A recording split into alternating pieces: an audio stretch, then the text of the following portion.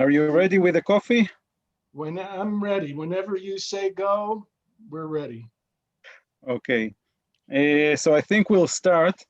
I'm very, very, very happy to have with us tonight in Israel and noon in New York, David Hendin. I don't think that I need to introduce David to this group. One of the knowledgeable scholars, numismatist, dealing with ancient Judean and other coins, author of many, many books, and a great person with a lot of experience. So this is in short. And David agreed to give us a unique lecture about his advantages, about his travels and memories from Israel in the 60s, 70s, 80s, something that many of the people here shared with him in those times. Some of us are a bit younger, so maybe we don't remember exactly what you remember, but I'm sure it will be great. We have here, as Chaim said, really a lot of people from almost all around the world, and this is maybe one of the advantages of the Zoom. So there are disadvantages and advantages, and this one that we can have David from Zurich, and people, we have Thomas from Germany, and people from really all over the world. So it's really, really cool. So David, please go ahead.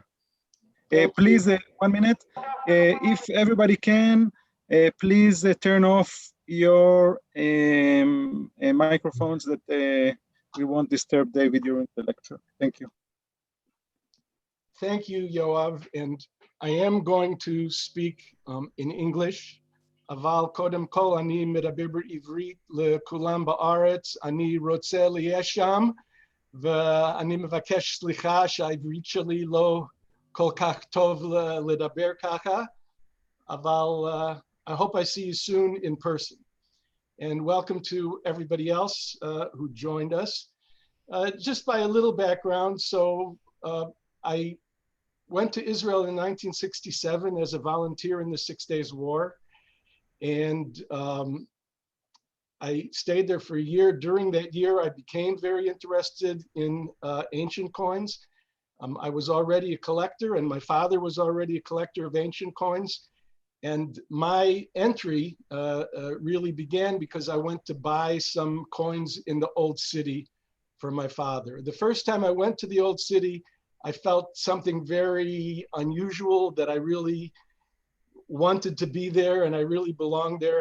And I say to many people that over the years, it's been really about 65 years that I've been collecting coins, but in the 54 years since the 6 Day War year, not only did I collect coins and weights and small objects, but I also collected a lot of friends.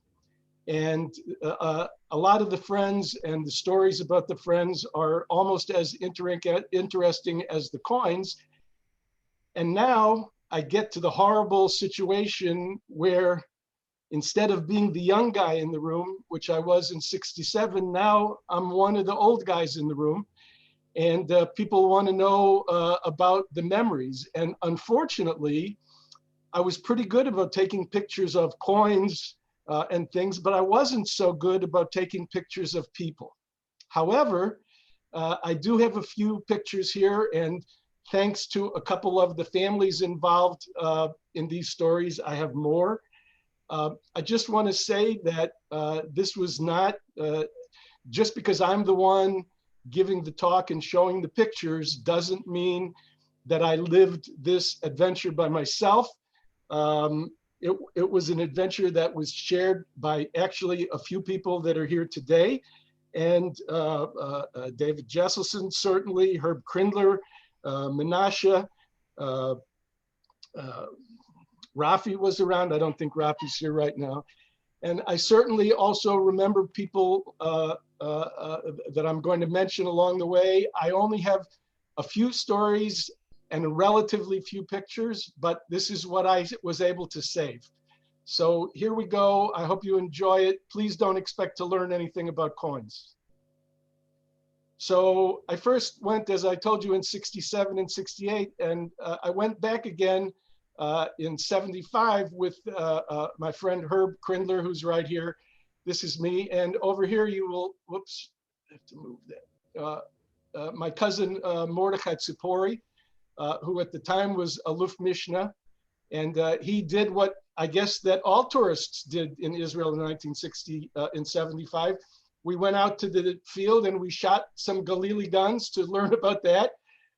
And at that time, I remember it was that day, I was talking to my cousin Mordechai about coins, and I was telling him, I showed him a Maccabean coin, and he looked at me and he looked at the ground and he said, you know, David, if I was in the field and I saw that, I would step over it. So he wouldn't have even picked it up. This is Mordechai again in 1981. We're visiting at the home of another famous Israeli. And I was lucky in my travels to not only have my numismatic friends, but I was lucky enough to have other adventures. Now, by the way, here's a small collection that I'll bet nobody has. That's a collection of business cards. And if you notice here, some of those phone numbers only have 4 digits. And some of these names you'll remember, they're not only dealers. Here's Mr. Kando and Rosenberger and Karain Tzadok and some more. Mesherer, Shraga, Kaplansky, Dan Barag. These were all people that we knew and we went with every day. Meyer Rosenberger. You know what's really sad? I wanted to show you a picture of Meyer Rosenberger. The Israel Museum didn't have one. So I did what every good researcher does. I went onto the internet. Do you know that if you put Meyer Rosenberger coins into the internet, you get a couple of references to his books, no pictures, no biography, nothing about him. He's like vanished. But I'm here to remember Meyer Rosenberger and Augusto Speicherman and Father Godfrey, Akka, and Lenny Wolf and Robert Deutsch. Some of us are still here, but we learned a lot, and things are changed now. Things weren't better or worse in those days. They were just different. I became friends with Yaakov Mesherer in the early 70s when he was working at the ANS in New York. And after a first meeting where he gave me a bit of the Sabra treatment, we became very close friends. And we took many trips together. Here's in 75 with Krindler and Don Simon. Here's Bethlehem, the market in Bethlehem in, I don't know, around 35 or 40 years ago. My daughter is 50 now, she's about 10 there. There's a little bit later, Yaakov and his wife, Adaya. And here we are at a site. I don't even know what the site was. Every place we went, Yaakov was not taking us to look for things. He was taking us to show us things, some of which had been recently discovered by archaeologists who were his teachers. But every place we went, we looked. We still look. We didn't dig. We didn't have metal detectors, but we looked. Here's a wonderful picture up here in the upper right. Some of you see here 2 Yaakovs, but Yaakov has a twin brother. And this is when we were traveling together with them. This is Yaakov at Beitar. And as I say, we always look down. We learn it from Yaakov. Yaakov always looked down. He was more lucky than others to find coins, but we had many, many, many great times together. And Shraga Kedar took us really all over the country, took me all over the country. Some of the places here you'll recognize. We went to formal excavation sites, excavations in progress. We ate picnics. We went to Shomron. We went everywhere. And Dan Barag, those of you who are old enough to remember, if you ever went to the old city any day of the week, you would find a man on a motor scooter and he would have driven his motor scooter right into the city, driving right down David Street and right down or up the Via Dolorosa, however he had to go. And that was Dan Barag, and he visited, I don't know if he visited everybody every day or a couple times a week, but he learned a lot from the dealers in those days. And we also remember I used to show up at 8 o'clock, excuse me, I used to show up at 8 o'clock in the morning at Rosenberger's tailor shop on Jaffa Road. And he was already there doing work and drinking coffee. And then we would leave from the shop and walk over to the Jaffa Gate, and he would walk with me, or I would walk with him. And I think he did it almost every day throughout the old city for a couple of hours before he went back and spent the rest of the time in his tailor shop. Marvelous people with unbelievable knowledge, some of which just is lost. So as we move toward the Judea and Samaria section, of course, everybody knows Abu Anton. I thought I had some pictures of him, but actually his granddaughter, Rose Kando, sent me these. And he was a wonderful guy. He had a shop upstairs in the St. George Hotel. He always wore this fez. And the best story that I can tell you about Abu Anton is that on his desk, he had a small glass of sulfuric acid. And if somebody gave him a coin that couldn't be clearly seen, he would put the coin in the sulfuric acid, and then he took a toothbrush and he brushed the coin, and then he would look again. But many people don't know that the sulfuric acid also had another use, because Kando had false teeth, and sometimes he took out his denture while we were talking to him and put it into the sulfuric acid in the glass on his desk. Then he took it out, then he brushed it with the toothbrush, and he put it back in his mouth without even rinsing it. He was a wonderful guy. It's a true story. Those of you who remember him may have actually seen that. He had, I believe, 5 sons. Here are 3 of them. This is Samir. I think this is William, and this is Edmund. Here's Yaakov again, and that's my daughter, Sarah. Here I am. Samir had a shop in Bethlehem, and every Shabbat morning, Yaakov did the family shopping. And he did the family shopping in Bethlehem, and he would go to the market, and we would buy vegetables, meat, lamb, whatever was needed.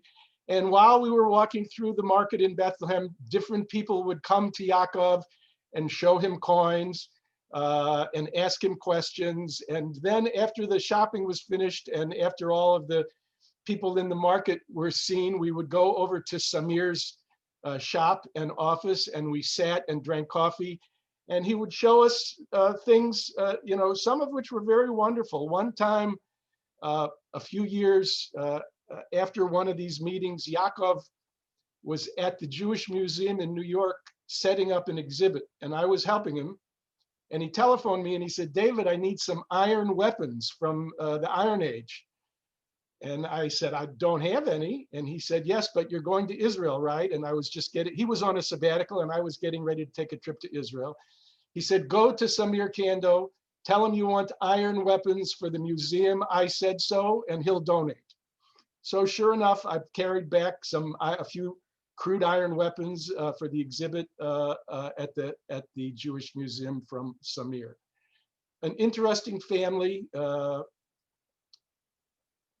And there was a guy, I don't know how many of you ever met Mr. Mahdi.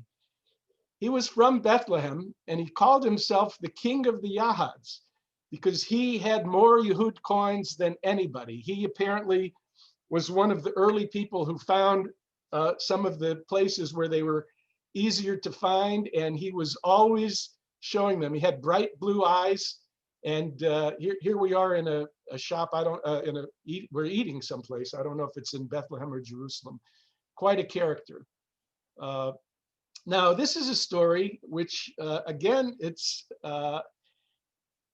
I get a call from a guy who said that this is in the late 70s, early 80s. He said he found half of a coin and he wants to show it to me. And he's going to show it to me when I come to Israel. And I came to Israel and he showed me this piece of the coin. And he told me that he found it at Beitar. And I bought it for almost no money. And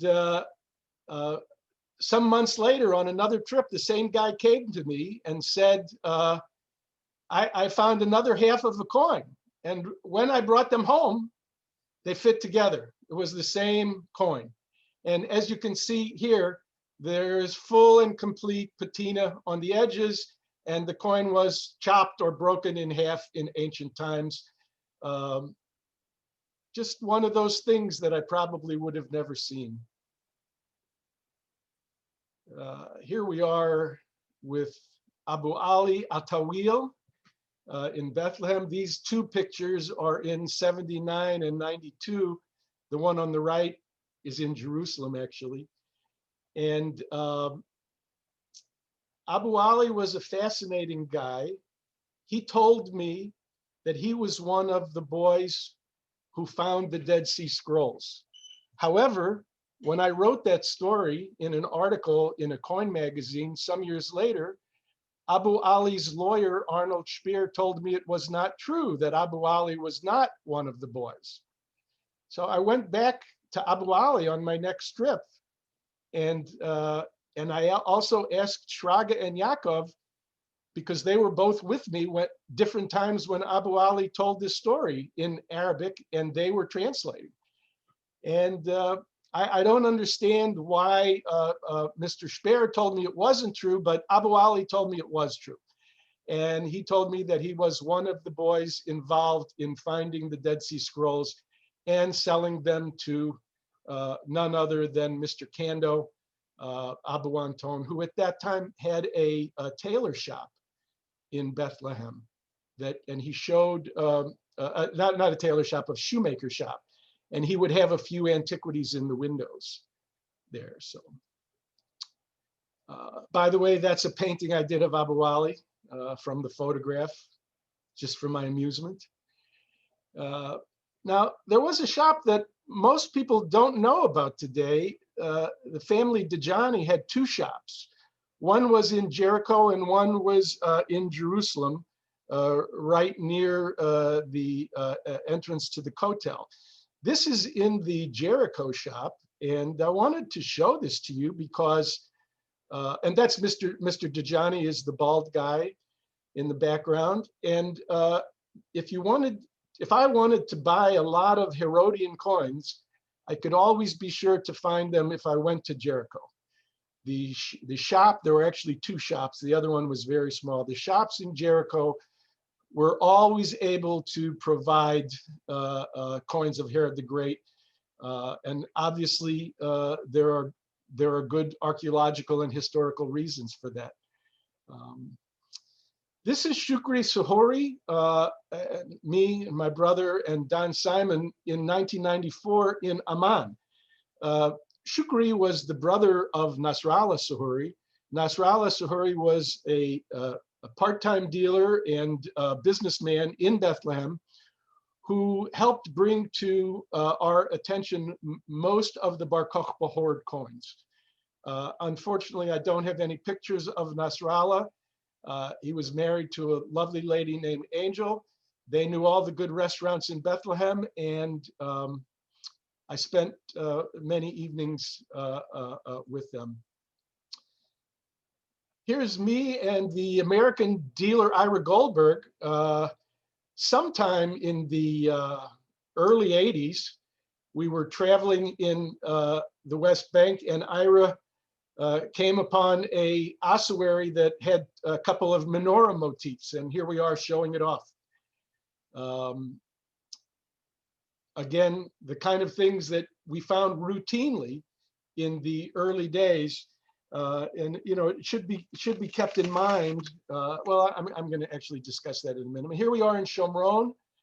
These are the kinds of things that we often found in Shomron. Of course, here's a Sumerian ring, a couple of other rings with motifs.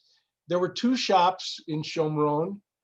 One fellow's name was Adelaide. I don't remember the other guy, but it was like a department store where nobody ever went shopping. The shelves and the drawers and the vitrines in these shops in the 70s and in the 80s were filled with so much stuff, and none of the shopkeepers knew what they had, and a lot of the people, you know, that were looking didn't know what they had either. But it was just a lot of fun to look at all of these kinds of wonderful things. This is kind of an interesting Sumerian ring because at one point it was cut and made a little bit smaller and still used again. This is the type with the Sumerian inscription on it. Now, there was a boy that all of the people in the markets in Israel called Wonder Boy. I met him when he was 14 years old. He was sitting in his house cleaning coins. And I've known him since he was 14, and that's Ronen Bachar. He's a very knowledgeable guy, has been very involved in this really since he was a little boy. Now, of course, the Via Dolorosa was the street with all the coin dealers, or most of the coin dealers in the old days. And I'm going to take you through a little trip on the Via Dolorosa. I can't show you everybody, but I will show you some people. And if you don't remember the man selling the carob juice with this kind of a machine, then you're too young. We had Momjian, Maher Awida, Wazwaz, Baidoun, Haj Jabbar, Haji Baba, whose real name was Fozi Mansour, Haj Omar, Shaban Wazwaz, Karaim, Abu Yasir, and Lionsgate Bazaar. That was just on the Via Dolorosa. We also had David Street, where we had Venus Antiquities, Barakat, Abu Eid, Dajani. And of course, then if you went into the villages, we had Haj Monir in Khalkhul. We went to Idna. We went to all the villages. We didn't necessarily go to buy things, although people showed us things. But you know what they showed us? They showed us the insides of their homes. They showed us the neighborhood taboon. They took us into the shuk where, you know, only food or animals were sold. We learned so much from these people about their way of life and the other things. It was really very interesting. Abu Salah, G. Momjian, a wonderful, wonderful man. As I was talking to David Jesselson about long ago, I think in the 70s, a group of folks formed the Abu Salah Club. I still have my charter member pin. Now, why did I show you a picture of a coin of Caesarea of Hadrian? Because I remember that one time when I was in the shop of Momjian eating lunch, he took out, by the way, that's what we did in Momjian's shop most often is we ate lunch or snacks or watched or played shesh besh. And then from time to time, if he had interest, he would show us a coin or an artifact. One time he showed me a coin like this one. And I said, how much is it? And he said $50, $50. And I said, that's very expensive. And he looked at me and he gave me a really disgusted look. And he was a good friend. And he said, David, he said, $50, you can't even buy good shoes for $50. And in 2 years, the good shoes are gone. This coin will be worth more. So it is worth more than $50 today, but not so much. But he was a wonderful man. And by the way, Momjian, this was kind of his hobby. He was the owner, the proprietor of the largest or second largest exporting company in all of Israel in the 10 or 20 years after the Six-Day War. And what was his business? They made gold chains. Where did they make the gold chains? In the basement of his home. I don't know if it was in Shuafat or one of the nearby neighborhoods, but one time he took me to his house for lunch And it was a very lovely, small Arab style house, but it was on an unusually large piece of property that had a lot of, a little bit of land around it and a fence around it. And I noticed that there were guards on the corners of the fences. At this time, I didn't know anything about the gold chain. And the guards were on the sides of the fences. Anyway, he took me in, we sat down to eat. He said, "Do I want to see the factory?" I really didn't know what he was talking about. He took me downstairs, and in the first room, there were, I don't know, 10 or 12 machines that were making gold chains in every style. And in the room next to it, there were a pile of gold bars where they were getting the gold from.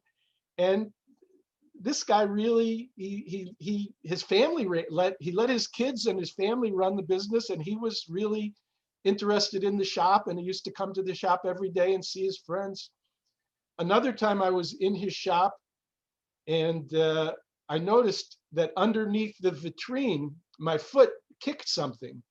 So I thought, I dropped something, I bent to pick it up, and what was it? It was a piece of one of those 10th Legion tiles that had been found. And as I looked underneath the vitrine, there was not one broken piece of a 10th Legion tile. There were maybe 200 or 300 pieces there, which he just left there on the floor because there were so many of them. And I bought for $5 a piece. I don't know how many I brought and brought home to New York. But the one time he bought a whole tomb filled with ossuaries and donated immediately to the Israel Museum because he knew it would be difficult to sell, and he did things like that. So back in the United States, we had a few people that started an American version of the Abu Saleh Club. If you don't know these people, I'm just going to show you here on the bottom is Abe Sofair. This is me when I was the young guy. Robert Schoenwalter, a collector. Here's Yaakov, Herb Krindler, Leo Mildenberg, and a collector, Bill Stern. And here we are on the Street of Dreams itself, the Via Dolorosa, and I'm going to introduce you to some of my friends from the old days. This is the shop of Ibrahim Awida. In the photograph on the right is Ibrahim on the left, me in the center, and George, his assistant, on the right. Now, this shop is still there. It's run by Ibrahim's son, Maher. George, who mostly ran the shop, was a very nice guy. He was killed in a tragic accident. He was in a coffee shop in the old city. This is maybe 25 or 30 years ago. And it was after a lot of rain, and you may have remembered reading this. The roof of the coffee shop collapsed and several people were killed, and George was one of the people who was killed. I have a lot of memories of this shop. In the old days, it was a very large shop. It's smaller now, but in the old days, the upstairs and the downstairs were both open. And when I went upstairs, these are the kinds of things that I found. And by the way, these are the exact objects that I bought from Ibrahim Awida in about 1976, all of which are still in my collection of goddesses. At that time, he had a large amount of Egyptian material, and I think that these two pieces on the right are Egyptian. I think this is probably a very early bone piece, and this is probably an Iron Age or an early Iron Age piece. It's also made of stone. Over the years, just as I went from shop to shop, I liked goddesses. And so I have a collection of 160 goddesses that I enjoy from time to time. After Awida's shop, of course, you come to the Baidoun shop. Everybody knows Baidoun, but most of you never met Mahmoud Baidoun, who I became friends with in 1967. Now, this is a man who, by the way he got into being in the antiquity business, he was a gardener. And he was a gardener for a man named Adolf Reifenberg. And he also, in addition to his gardening work, he also would bring roses to Professor Reifenberg and sell fresh roses to him. After a while, Baidoun was bringing Professor Reifenberg quite a number of coins that he found in the garden. And eventually, he started his own shop in the Old City. And by the way, some people may think that that's a mythical story, but it was a story that was told to me over many times and recently confirmed by Mahmoud Baidoun's grandson. So that's a true story. And when I went into the Baidoun shop in 67 and 68, I never knew who I might see. So let's go to the upper left. As you see, we have here Moshe Dayan. This is the very young version of Khader Baidoun. I can't remember this guy's name. And here is Mahmoud Baidoun. Here's another nice picture, always with a cigarette in his hand. Here we are in Shraga's office with Khader, the son. And this is Khader's brother. I can't think of his name right now. I will think of it. He ran the shop for a few years when Khader lived in California. By the way, let me go back again, because the one thing that I wanted to tell you about Baidoun is that actually he was the first guy that taught me how to clean a coin. Yes, and it's true. And here's how he did it. And I'm going to tell you now the secret that most of you always wanted to know. How do you clean a coin? So you take a pruta or a silver coin or whatever you have, and you take a lemon. You take the lemon and you roll it in your hands very strongly until it gets a little soft. And then you take a knife and you make a hole in the lemon. And then you take the coin and you put the coin into the hole in the lemon and you let it stay there. And then you come back the next day, you open the lemon, you take the coin, you brush the coin, and the coin will be a lot cleaner because of the citric acid. Now, sometimes they put 3 or 4 coins into each lemon. And that's the way they did clean coins in the Old City for generations. Now, do you want to know how they made the coins dark again with a wonderful patina? Well, not so wonderful, but anyway, I'm sure that the Israelis who are listening have seen coins with the patina that I'm about to describe. So you take a bronze coin that's been too cleaned and it's a little bit bright, and you want to be able to see the contrast and the relief. So what do? You take a burner, like where you make coffee, and you make the coin hot. And then you take some shoe polish, black shoe polish in a can, wax shoe polish, a small bit. You put it on the coin and the shoe polish melts and runs all over the coin. You do it on both sides, and then you let it cool. When it's cool, you wipe it with a rag. Now, Israelis, have you ever seen coins with a black background patina and brassy highlights? Yes, this is where they came from, and this is how they made them. And those are coins that came from the old days. Now, as I will take you to the next shop on the Via Dolorosa. We have to go down to the corner and make a left. Meanwhile, we pass Haj Jabber and a few people who I didn't have pictures from. This is Haj Omar. Here he sits on the left. Now, Haj Omar, a lot of people didn't know it. He owned some apartments above the shop. And one time he invited Don and I to have a coffee, and we went up and had coffee. But what he really wanted to show us was this group of pottery that he had just bought. That one in the middle was the early 90s. And here's another one on the right with Haj Omar and my wife Jeannie and my 2 sons. Now, many of you know Haj Omar's son, Haj Nabil. Here he is. And if you don't know, he lays out a pretty fine dinner. This was about a year or 2 ago. And it's a great pleasure to know people in this family for a number of in these families for generations. Now, here's a shop and a dealer who's no longer there. I met him in 1967. Here you see I look like I'm about 12 years old, but in fact I was 22, maybe 21 when that picture was taken. And this one was taken a little bit later. It was a very active shop right next to the Abu Shukri restaurant. Been gone for about 30 years. Now, here's another family. On the left is an old picture. I'm showing you, this is Shaban Wazwaz. This is a guy named Abu Radwan. And this is a man named Othman. I can't think of his name. I had his photograph that I showed you before. Now, this is Jamil, the son of Shaban Wazwaz, or maybe the nephew, but I think the son, with my youngest boy here in his shop, which is now on the Via Dolorosa, a bit above Baidoon. And here's me and Yeshaya Tzedok and young Jamil.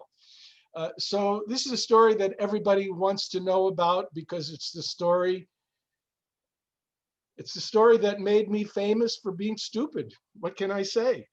I went into Shaban Wazwaz's shop. It was not on the Via Dolorosa, but before you turn to go to the Lions Gate, you continue straight for a little while. Avernell Street, maybe, I don't remember. And he had a shop, and I went in there one time, and he offered me 6 shekels. There were 3 coins of the year 2, 2 coins of the year 3, and one of the strangest shekels, Jewish shekels, that I ever saw in my life.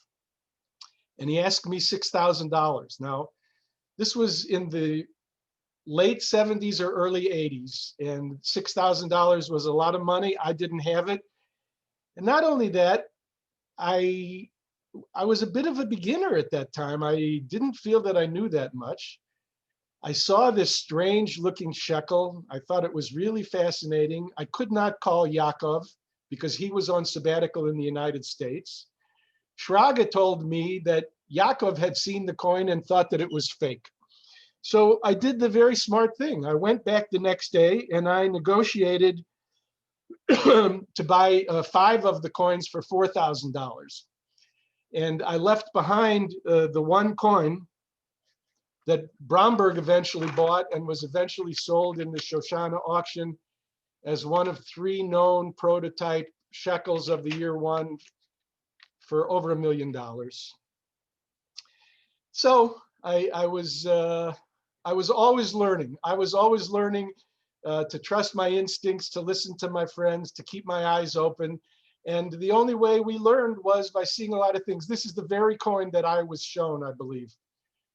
No, sorry, this is I think this is the Bromberg. I can't, no, this is Bromberg. This is Israel Museum, and this is the one that CNG sold last year. So this is the one that I rejected for $2,000.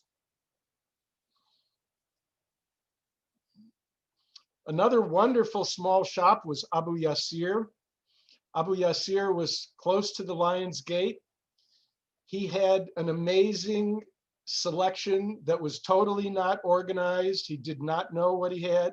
He did have a license, as you can see right here. And he would just let me sit there for hours and go through his boxes of junky coins. And he was always surprised when I found things to buy. But they were, in those days, you know, I think that really up until 1975, 1976, the markets in Judea and Samaria contained a group of coins and artifacts that had accumulated there for a long time. Because before the Six-Day War, I don't think that the selling of this was very active. During the Six-Day War, the Israelis became very interested in this history. And by the way, for those of you who are forced to pay attention to people who say that collecting coins is a bad thing and you shouldn't be doing it, I will tell you that in 1960s and 1970s, if you were an American or an Israeli who collected tchotchkes, small artifacts or small coins, you were not looked down upon, you were looked up upon, because you were a person that wanted to learn about your history and your background. And you know, it wasn't the same situation that exists today. It was, and the other thing that I will say is that almost everything in the markets in these areas before 1978 was all local material. But when the tourists started to buy it, before you knew it, I was offered South Italian pottery that they swore was found under the Church of the Holy Sepulchre. And of course, these are the years when the famous tribute pennies, the denarii of Tiberius that never circulated in Israel in any significant way in ancient times, were imported into Israel from Europe and sold to tourists as tribute pennies. And the story still exists, even though we all know it's not true.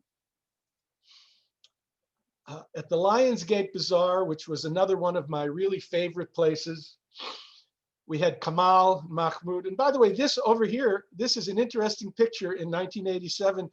This was the day, if you take a look at your calendar, the first Intifada started in December of '87. And as it happened, Don Simon, Abraham Sophir, and I were in the Lions Gate Bazaar, and tear gas was fired on the Temple Mount against protesters.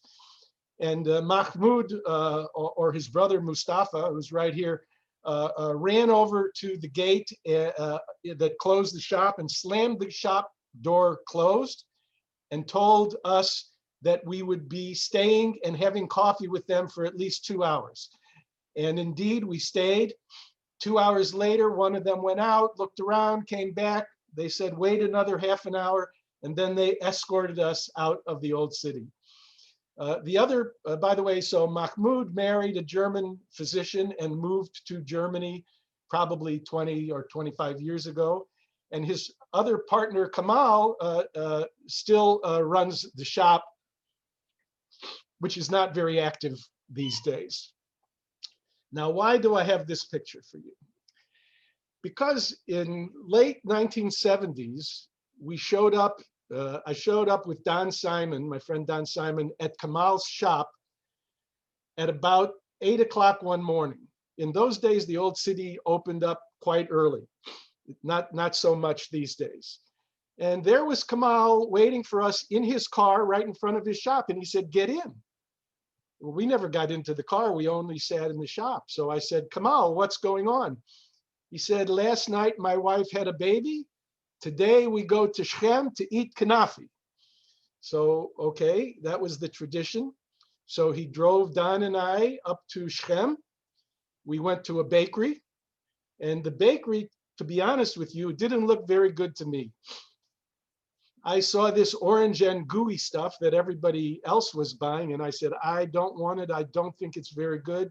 I will have a plain vanilla cookie.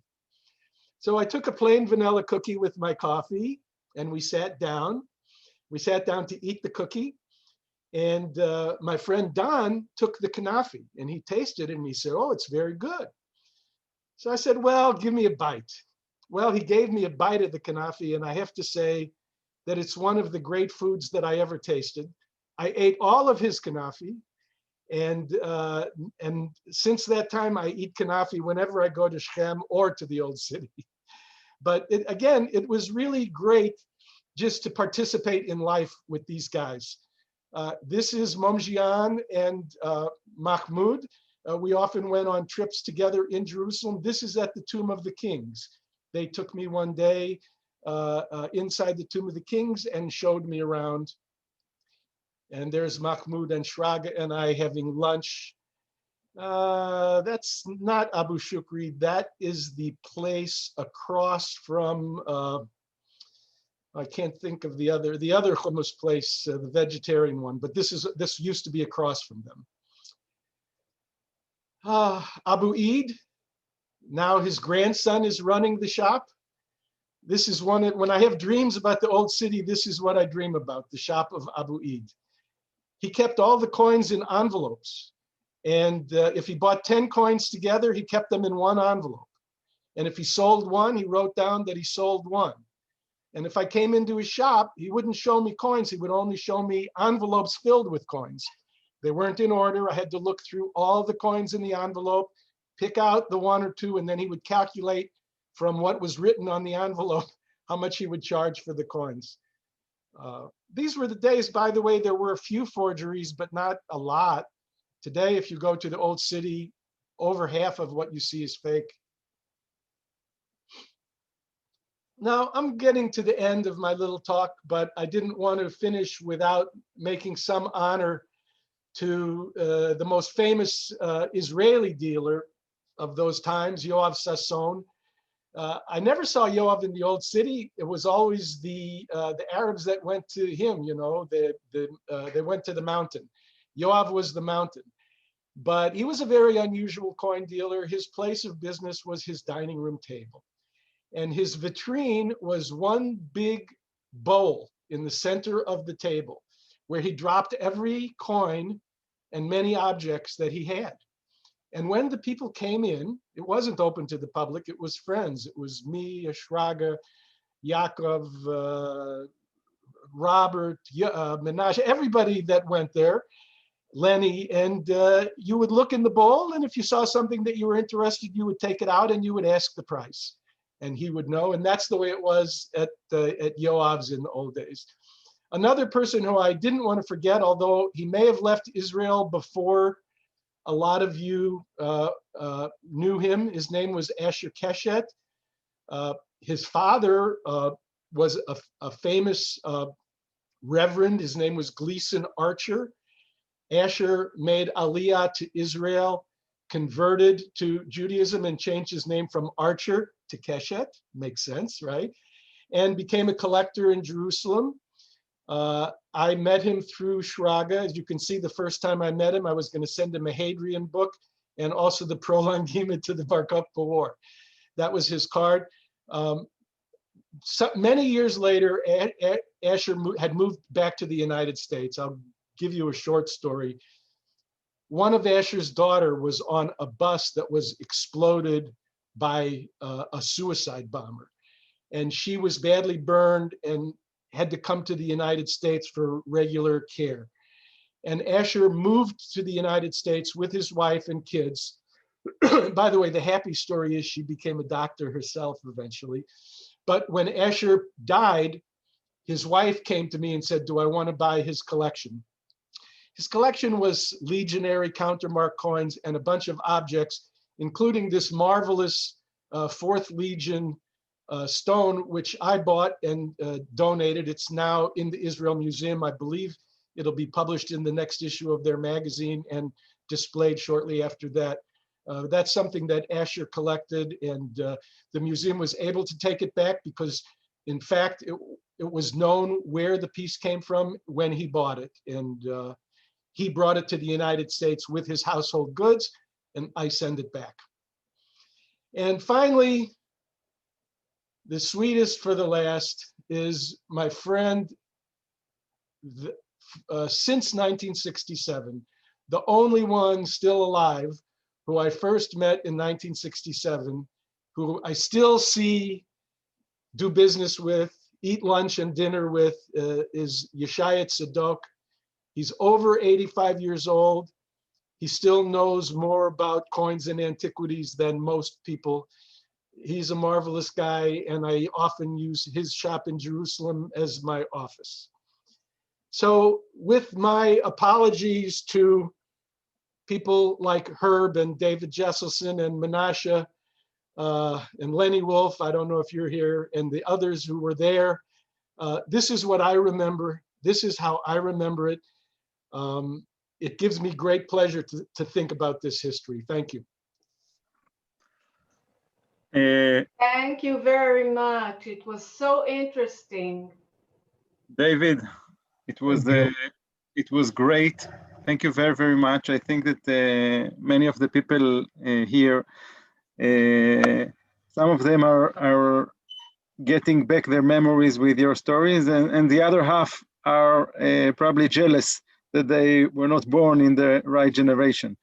You know, what's really interesting is that at that time, I thought that I was cheated because I was not in the previous generation. That went through my mind a lot. And the idea that I'm now the old guy telling the story is very upsetting. It Yeah, I was think so nice to remember all Abe. these people Hi, and to see them. David, I wanted to ask you, Thank you. Abe. if I could ask something. yes, if there is I any noticed question, that this was being recorded, and I'm thrilled to see it, and I hope you'll share it with us, these slides and pictures and stuff. I did record it. And Abe, if you want some pictures of you in the old days, just let me know. Okay, we will thanks. put, David, we will put the lecture on the INS website. Great, great. Okay. Send me a link. Send it to me also, would you, Yoav? Yeah, maybe Yes, the yes, INS yes. will do it. Yes. Thank you, David. Can I ask a question, please? A few people are asking questions, so I'm glad to answer them if you have time. But if you don't have time, I won't feel bad if you leave. Yes, yes, we can do some questions. Chaim wanted to ask something. Chaim Azar. David, very interesting presentation. It was very optimistic, and my question is, they don't destroy the archaeological sites when they find all those coins and others? Thank you. Here's what happened as I understand it in the old days, Chaim. In the old days, things were a lot more innocent. Before 1967, there were no metal detectors around. People, it was a way of life. People looked in caves, people looked all over. Don't forget that I made a note, but I lost it. When I first started buying coins in Israel, there was no Rashut Atikot.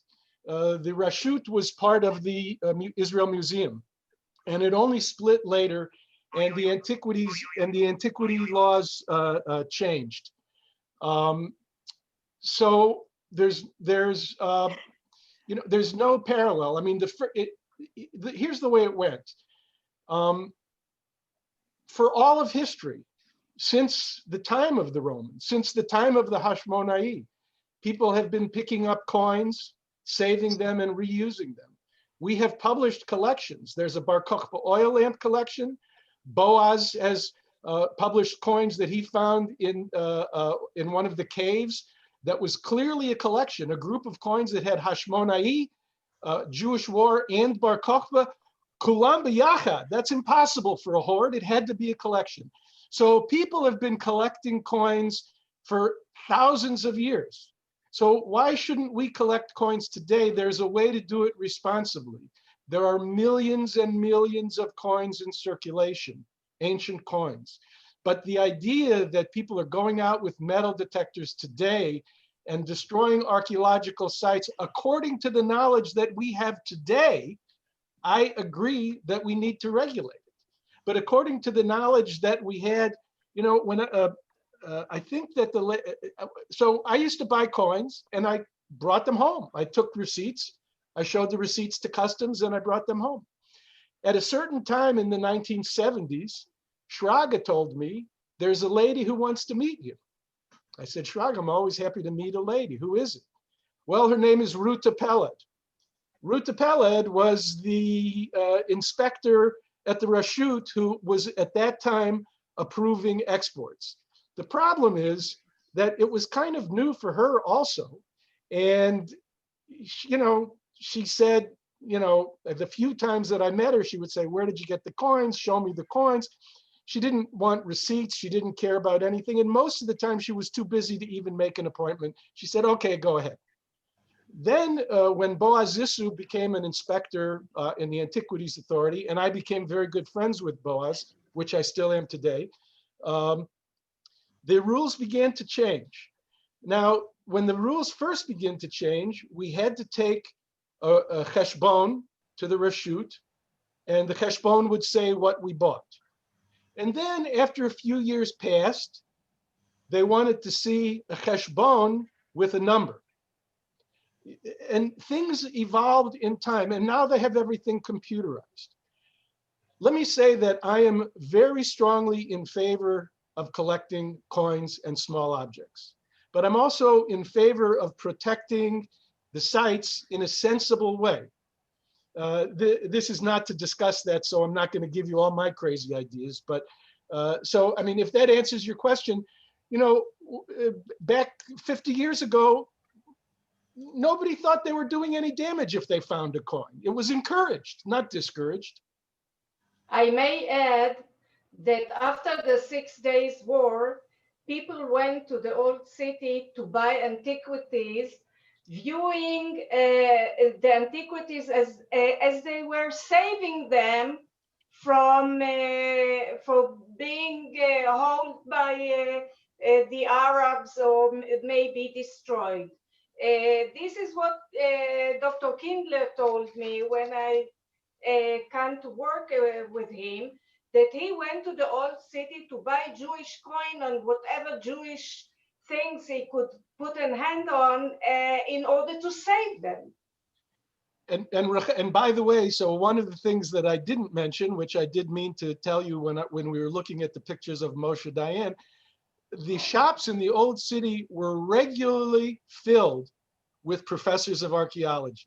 That's where I met almost every professor, seen old time, you know, now dead professor of archaeology that I met, that I knew through Yaakov. I saw them all in the old city, in the shops. And I asked some of them, why do you go to the shops? They said, we learn, we see what comes in together. We know which pottery comes together. It helps us. And the other thing is that many of them thought that both the shop owners and also the guys who travel around to sell the stuff to the shop could give them information on where to find things, on where to excavate. This was a great source of information in those days, and it was not in any way looked down upon.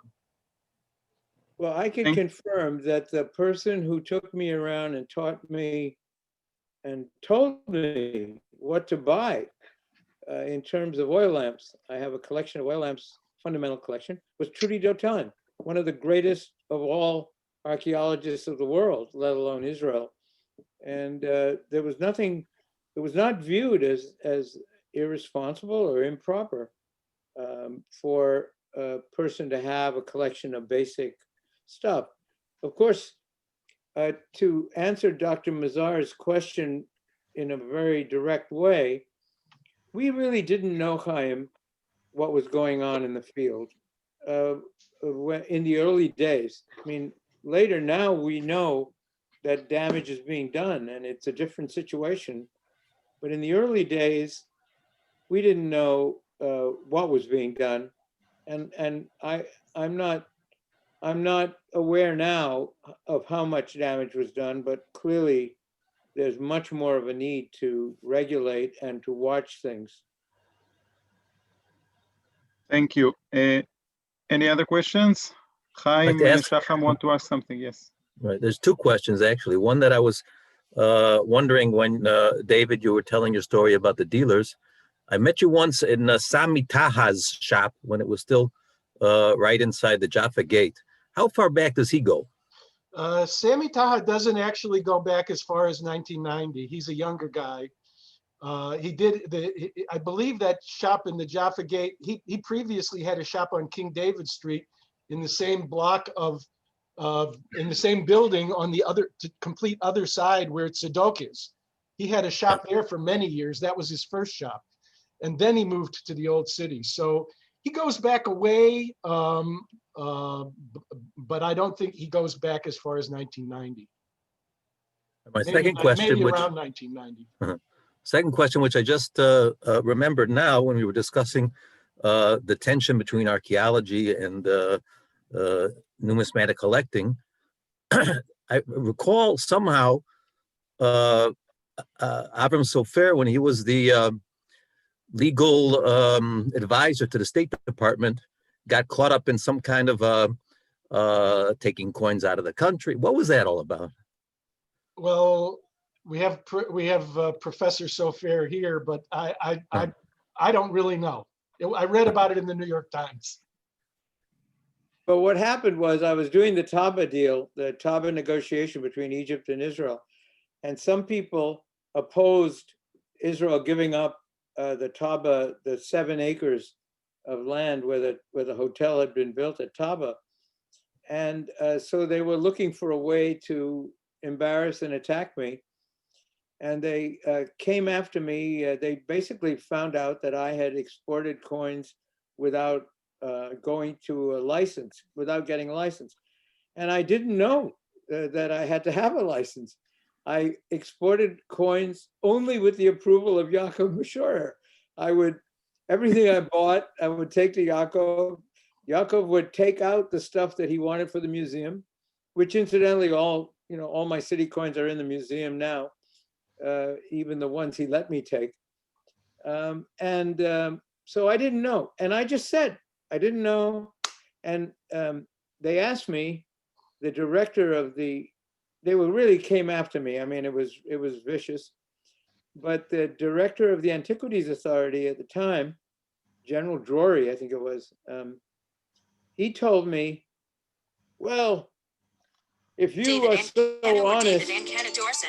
are so honest, then you should bring back everything that you took from Israel so we can give you, we can review it and see if we could give you a license. I immediately agreed. I agreed, in fact, that I would bring back everything I bought from anywhere and let the Israel Antiquity Authority review every single piece. He immediately withdrew his request, and they stopped the whole investigation and ended it.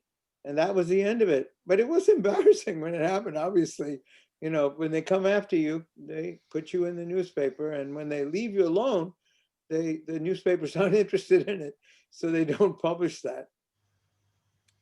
This is a hobby and an area of study that can generate a lot of goodwill and also a lot of bad information, backbiting, and controversy.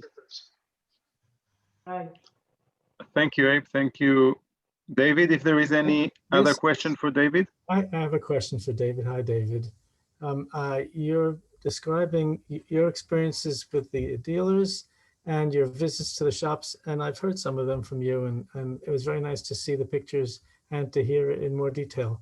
I'm myself, I'm curious, you describing Don and Herb and people who went with you and Yaakov and Abe Sofer. How many foreigners did you meet in those shops that were non-American? Were there French people who were shopping the same way? Were there Italians there? I mean, there are some stories that I'm not going to share about other people who were caught at the airport, and they got into trouble, but they didn't make it all the way to the news. But there were many other kinds of people from different countries who would also come to visit, like you did every once in a while, and buy coins and take them to their countries. Did you have any more international connections besides Americans, Israelis, and the Arabs who were in the old city? I personally did not. I did meet a number of people there, in the various shops. But most of the time, the people that were in the shops at the same time that we were in the shops were tourists, not, serious people who were interested. They wanted to buy something that was, close to Jesus at one time or something like that. So I don't have much experience. I heard about, collectors from Germany or Switzerland or other places. I have a feeling that many of the people that went to Israel to buy coins went to the Israeli dealers and didn't go, to some of the Arab dealers. And maybe that was one of the reasons that, because I went and I kept going back, and even though I didn't have much money to spend, I kept trying to learn. And I think that's one of the reasons that I was received well. And I don't want to probe, but how many Israeli dealers do you know who actually visited those same shops that you visited also to replenish their stocks? I would say that in the old day, these days, one rarely sees Israeli dealers in the shops in the old city. Occasionally I will bump into Lenny Wolf or somebody like that, or Menashe, but not too many. I would say that in the old days, the Arab dealers and the Jewish dealers definitely mixed. A lot of times the Jewish dealers preferred to be visited at their homes or their shops. You know, in the early days, it was exciting and more people wanted to go to the old city. As time passed, fewer people went to the old city. I know a lot of times before I went to Israel, I used to make calls to the old city, to friends in the old city. Is it going to be okay if I go to the old city? And I one time canceled a trip because they told me it wouldn't be safe to go to the old city. And so I wanted to see it. But there were Israeli dealers, and you know, there were, you know, relationships. But you know, by nature, when you're looking at a box of coins and you want to be the one that finds the rare ones, you kind of avoid other people when you can. But as I say, I mean, I went down the list. Father Godfrey Rosenberger, Speicherman, you know, Menashe, Shraga. But, you know, Shraga went to the old city in the first few years that I knew him. After a while, he said, you go to the old city, come back for lunch. He didn't want to go to the old city. He didn't want to waste his time with it. That doesn't mean that I didn't meet people in his office. You saw pictures. Sure. So I would say everybody knows everybody. Okay. Can I just add one thing? Do you hear me all? Yes, yes, yes, yes. You know, as David said, first of all, thank you very much, David. Very interesting, bringing up many old memories. Two things. Number one, we can't judge the past according to our criteria of today. It's in many areas the same way, and you just cannot do it. The second thing is that many of the cultural institutions owe even their being to collectors. If you look at libraries, if you look at the world museums, if it's the British Museum, if it's the Metropolitan, if it's museums in Germany, if it's the Israel Museum. I mean, if there were no collectors, the museums wouldn't be there with all the knowledge and whatever they enable the public to enjoy. If there were no buyers for the Dead Sea Scrolls, they would have ended as souls in the shop of Canto. And just look at what you have given to the Israel Museum, what David gave, what Abe gave. I mean, at the end of the day, the serious collections all land in museums or are at least being put at the use of the public through publications, through books, through endowments, through funds. So what I say, it's like a pendulum. At the moment, the pendulum is moving in the direction of more restrictions and more regulations all over. If it's in the financial world, if it's in the collector's world, it's all over. Let's hope that one day the pendulum will find its way in the middle where it has to be, and that everybody will have the benefit of both the collectors and the museum and the public who can really enjoy it. Thank you, David. I think we will bless you all in a safe, stay safe with this COVID. Get the vaccine if you like to get the vaccine. Don't get it if you don't want to get it. But the most important thing is the most important thing is to stay safe. And David, we will be happy to have you again. And in this forum, if there is anyone who would like to share with us his memories or lectures or scientific papers, please approach me in the email and I will let you in to our next series of lectures towards next year. You're most welcome. Okay. I just want to say that I'm so happy to see all your faces. I haven't seen anybody for a little over a year, and it's very depressing. Looking forward to seeing you here. Definitely. David, take your phone and take a photo of the screen, so you will be able to see all the faces even tomorrow. Oh, I actually recorded it myself. Ah, okay. And I just stopped it, so I'll definitely look tomorrow. Great. Okay. Thank you, David. Thank you very much. Thank you for coming. Thank you, everybody who joined us tonight. Thank you. Bye-bye. Take care. Stay safe. Thank you. תודה רבה. Thank you very much. תודה לכולם.